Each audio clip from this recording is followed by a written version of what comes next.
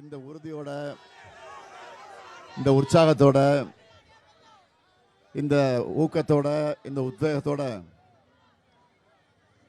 நீங்க நம்முடைய சுபேரகான் அவர்களை பெருவாரியான வாக்கு வித்தியாசத்தில் வெற்றி பெற வைக்கணும். நான் தொடர்ந்து இந்த தமிழ்நாடு பூரா சுற்றி வந்திருக்கக்கூடிய பிரச்சாரத்தில் ஒரு சப்ஜெக்டை அழுத்த நிறுத்தமாக நான் சொல்லிட்டு வரேன். நீங்கள் டிவிலையும் பார்த்துருப்பீங்க, பத்திரிகையிலையும் படிச்சிருப்பீங்கன்னு நினைக்கிறேன். இந்த தேர்தல் என்பது 23ஆம் தேதி நடக்க போகிற சட்டமன்ற தேர்தல் என்பது இது டெல்லிக்கும் தமிழ்நாட்டுக்கும் நடக்கிற தேர்தல் அப்படின்னு பல முறை அழுத்தம் திருத்தமாக சொல்கிறேன். எதுக்காக அப்படி சொல்கிறேன்னா, இன்னைக்கு டெல்லியில் இருக்கக்கூடிய பிஜேபி ஆட்சி தான், பிஜேபி கட்சி தான், மோடி தலைமையில் இருக்கக்கூடிய பிஜேபி கட்சி தான், அமித்ஷா முன்னிலை வைக்கக்கூடிய பிஜேபி கட்சி தான் அதிமுக என்கிற முகமடியை போட்டுக்கிட்டு இந்த தேர்தலை அவங்க சந்திக்கிறாங்க. ஏற்கனவே அதிமுகவின் சார்பில் இந்த தொகுதியில்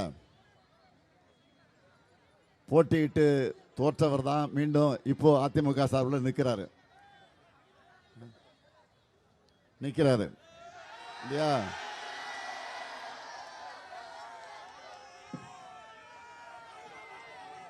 அப்போ அவர் தோத்த உடனே என்ன சொன்னார்னு உங்களுக்கு தெரியும். பிஜேபியோட சேர்ந்தனால தான் நான் தோத்தேன் சொன்னார்ல. சிங்க மாதிரி இருந்தேன், அசிங்கமாயிட்டேன் இப்போ அப்படி சொன்னார்ல.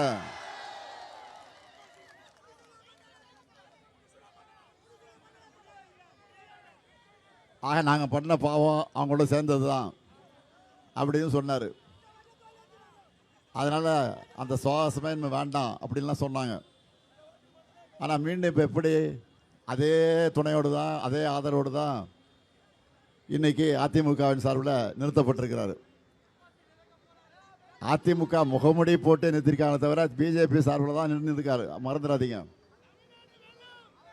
அதனால தான் நாங்கள் என்ன சொல்கிறோம்னா, அந்த பிஜேபி ஆட்சி தான், டெல்லியில் இருக்கக்கூடிய பிஜேபி ஆட்சி தான், மத்தியில் இருக்கக்கூடிய ஒன்றியத்தில் இருக்கக்கூடிய பிஜேபி ஆட்சி தான் தமிழ்நாட்டுக்கு, பல்வேறு மாநிலங்களுக்கு அவங்க இல்லாத, அவங்க ஆளாத, அவங்க எதிர்கட்சியாக, அவங்களுடைய எதிர்கட்சியாக இருக்கக்கூடிய ஆளுகிற மாநிலங்களுக்கெல்லாம் பல்வேறு துரோகங்களை பிஜேபி செஞ்சுக்கிட்டு இருக்கு.